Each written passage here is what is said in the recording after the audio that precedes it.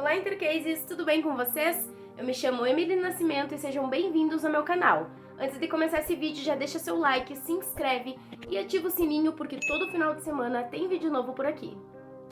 Existem filmes de terror que protagonizam histórias bizarras que chamam a atenção. Filmes como O Massacre da Serra Elétrica, O Silêncio dos Inocentes e o filme Psicose trazem à tona um enredo forte, onde personagens principais são psicopatas cruéis, praticantes de assassinato, necrofilia e até canibalismo. Só que entre esses filmes citados há uma notável coincidência. Ambos foram inspirados em uma pessoa e uma história assustadoramente real. Nós estamos falando do caso Ed Gein e você acha que tem estômago para ele, mas eu aposto que não.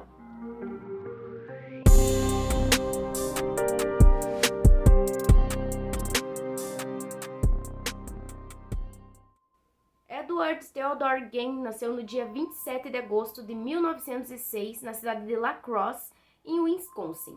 Ele era o mais novo dos dois filhos de George Philip Gein e Augusta Wilhelmine Gein. Seu irmão mais novo se chamava Henry. Segundo fontes, o pai do Ed costumava trabalhar como curador de pele e couro de animais, técnica que acabou ensinando aos seus filhos. O Philip era alcoólatra e por conta disso ele tinha uma vida instável, ele mudava de emprego constantemente e ele costumava bater na mulher e nos filhos. A mãe do Ed, Augusta, era extremamente religiosa e por conta disso eles brigavam a todo momento, mas por conta da sua religião ela também não cogitava se divorciar. Ainda na infância, a família do Ed se mudou para um sítio na cidade de Plainfield, em Wisconsin. O Ed teve uma criação bem rígida e ele e o seu irmão não podiam sair do sítio para nada, a não ser para ir para a escola, então a vida deles era da escola para o sítio. E o Ed era muito inteligente, tirava notas ótimas, era um bom aluno, mas apesar disso, a vida social dele era deplorável. A mãe do Ed não deixava ele nem o seu irmão conversar com ninguém, então eles não tinham nenhum amigo. E além disso, o Ed sofria muito bullying na escola, porque todos diziam que ele tinha um comportamento afeminado, que ele parecia uma menina, então ninguém conversava com eles. A Augusta, mãe do Ed, sempre lia a Bíblia para os dois meninos e ela tinha preferência pelo Antigo Testamento. E a mãe era extremamente devota e ela passava todos os ensinamentos para os seus filhos. Ela dizia que todas as pessoas fora da família eram imorais, principalmente as mulheres, e que o contato deles com qualquer uma dessas pessoas, mesmo que fosse de amizade, faria com que eles fossem corrompidos pelo diabo. Ela também dizia que o mundo fora do sítio era perverso e que todas as mulheres do mundo eram sujas, malignas, prostitutas, ninguém prestava, só ela. Todas as mulheres do mundo eram vertentes do mal, só ela era a Santíssima Trindade em pessoa. Aos 24 anos, o Ed perdeu seu pai, que morreu com problemas de saúde causado pelo alcoolismo em 1940, e a partir disso ele e o seu irmão começaram a trabalhar, assumindo todas as obrigações do pai na fazenda e também para sustentar a casa, né? A mãe dele estava viva, então eles tinham que dar um jeito. Então o Ed e o seu irmão começaram a fazer bicos pela cidade, eles sabiam fazer de tudo, então era assim que eles ganhavam dinheiro, fazendo trabalhos para os vizinhos. Até que no dia 16 de maio de 1944, os bombeiros da cidade foram chamados para conter as chamas causadas por uma queimada feita pelos dois irmãos no sítio da família. Só que quando os bombeiros chegaram, o Ed já havia contido o fogo e ele disse para os agentes que quando o fogo se alastrou, ele perdeu o seu irmão de vista e até então ele estava desaparecido. Foi aí que os bombeiros montaram uma pequena equipe e foram à procura. Pouco tempo depois, o próprio Ed chamou os agentes e levou até o corpo de Henry, que estava morto. O corpo não havia queimaduras, mas apresentava lesões graves na cabeça. Só que nenhuma investigação foi feita e a causa da morte de Henry foi classificada como asfixia. Para a polícia, o Henry havia inalado muita fumaça, que havia levado a uma disfunção pulmonar em poucos minutos. Especula-se que o Ed teria matado o próprio irmão por conta de uma briga recente dos dois. Isso porque mais cedo os dois irmãos tiveram uma briga porque o Henry disse que estava apaixonado por uma mulher e ele ia morar com ela fora do sítio. E o Ed não gostou nem um pouco dessa história porque, segundo ele, é totalmente contra os ensinamentos da mãe. E ela com certeza morreria de desgosto se soubesse que um dos seus filhos saiu do sítio da família para morar com uma mulher impura. Só que provavelmente o Henry já estava decidido do que faria e ele começou a dizer que estava cansado de ser controlado pela mãe e pela religião dela e que ele já era homem, queria viver a vida dele como bem entendesse. Só que o Ed, pelo contrário, era muito respeitoso à sua mãe e tudo que ela tinha ensinado a eles, então esse teria sido o motivo pela briga e supostamente pelo assassinato do irmão Henry. Um ano depois, em 1945, Augusta faleceu decorrente de uma série de acidentes vasculares cerebral. O Ed ficou extremamente abalado por conta da morte da sua mãe e passou a viver uma vida muito mais reclusa. Ele não tinha amigos, mas todos que o conheciam viam ele como um homem honesto, trabalhador, mas apesar disso, por conta do seu comportamento antissocial, os vizinhos o viam como um cara solitário e o chamavam de estranho e velho Ed. E agora sozinho, ele cuidava do sítio que herdou da família e ele fazia bicos para sobreviver. Nessa época, ninguém sabia qual era a ocupação principal do Ed. Os vizinhos diziam que contavam com ele caso precisassem de algum conserto nas suas casas, nos encanamentos ou no jardim. Mas apesar disso, eles diziam que ele também trabalhava com outras coisas no seu sítio, porque ele sempre parecia ocupado, só que ninguém sabia exatamente o que era, porque ninguém tinha uma amizade com ele a ponto de saber da sua vida pessoal ou visitar a sua casa. E o Ed também estava sempre de luto por conta da morte da mãe dele, e no quarto dela ele fez uma espécie de santuário para ela. Então, a casa dele, gente, era uma zona, tá? Tudo bagunçado, fora do lugar, sujo, mas o quarto da mãe dele estava sempre impecável, tudo no seu devido lugar, ele mantinha como se fosse sagrado aquele lugar para ele. E nessa época o Ed passou a se interessar pela ciência. Ele pesquisava sobre métodos de tortura e experiências feitas por médicos nazistas em judeus e lia vários livros sobre anatomia feminina. Foi aí que ele começou a fazer visitas ao cemitério e ele pedia ajuda para o seu único amigo da época, dizendo que precisava coletar alguns corpos de mortos recentes para realizar experiências científicas importantes no qual estava dedicando seu tempo. E esse amigo ajudava, acreditando que o que o Ed estava fazendo era por um propósito de estudo. Ele violava e furtava as lápides, desenterrava os corpos recém-enterrados no cemitério de Plainfield e levava até o seu sítio. Lá ele fazia uma série de coisas com os corpos, umas experiências malucas com órgãos. Ele sempre guardava partes específicas do corpo, preservando a pele com as técnicas que ele aprendeu com seu pai. E aí ele começou a colecionar várias partes de corpo humano na casa dele, e ele começou a confeccionar móveis, roupas com pele humana. Gente, é bizarro. Nessa época ele passou a se fascinar ainda mais pelo corpo feminino. Na cabeça dele ele queria ser uma mulher.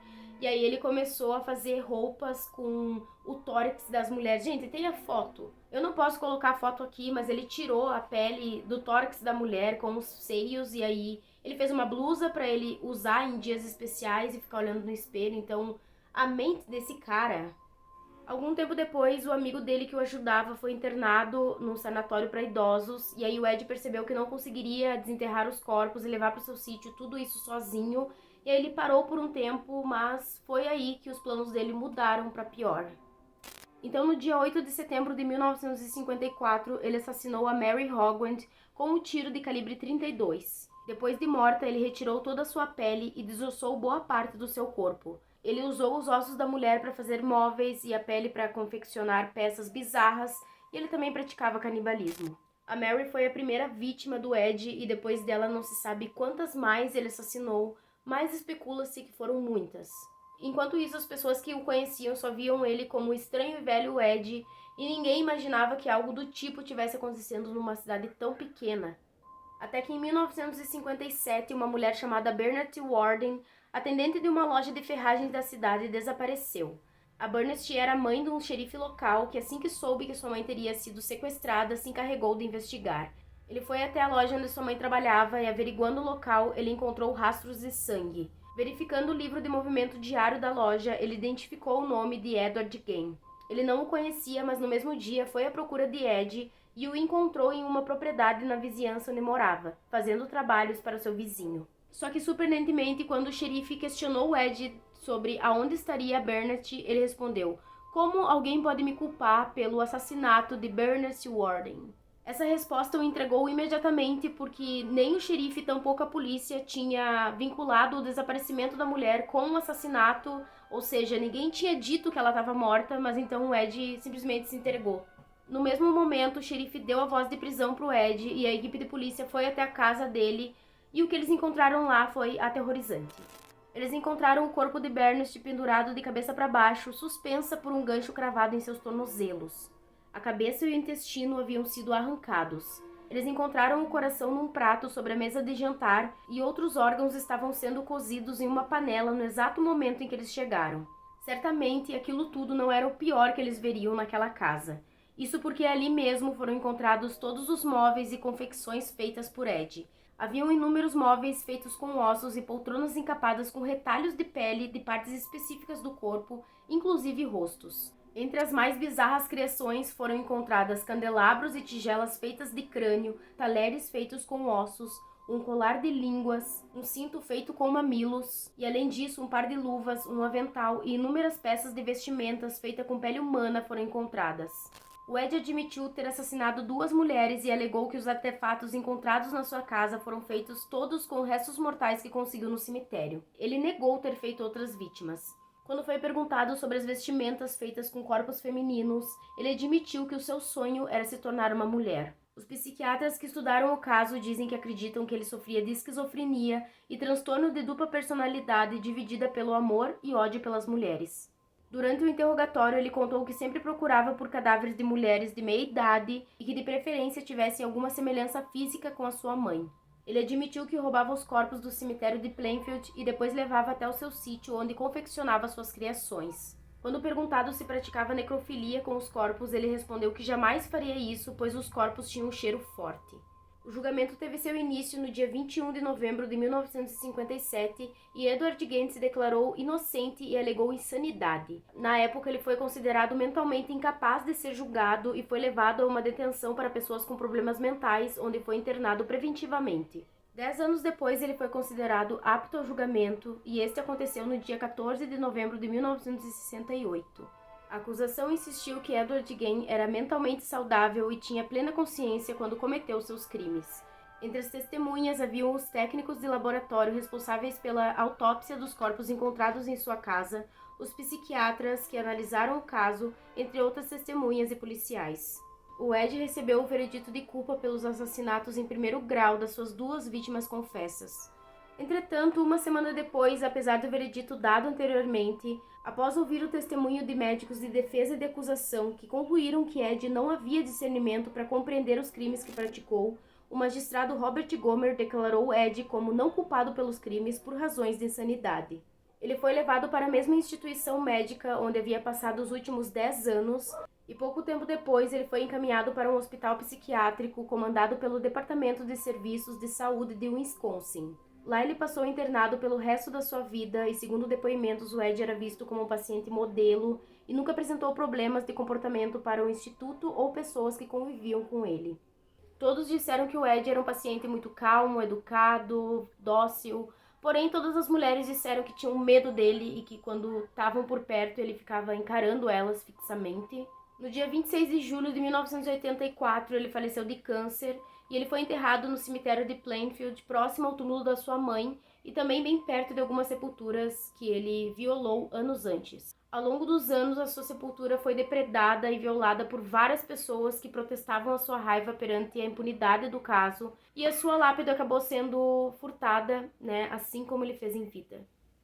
Anos depois, o caso Ed Gein foi pauta para livros, séries, documentários. Além disso, a sua vida e crimes inspiraram alguns personagens de grandes obras cinematográficas como Norman Bates, de Psicose, Buffalo Bill, de O Silêncio dos Inocentes e o icônico filme O Massacre da Serra Elétrica, que apesar de não haver um personagem totalmente inspirado em Ed, apresenta vários detalhes que fazem referência ao serial killer, como a máscara de Leatherface feita com pele humana, a decoração bizarra da casa e o possível canibalismo.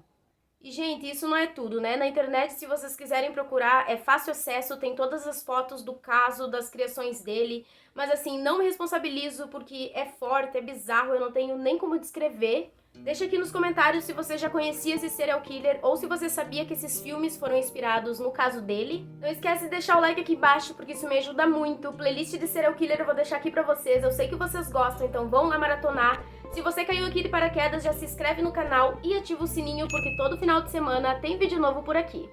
Esse foi o caso de hoje e até a próxima!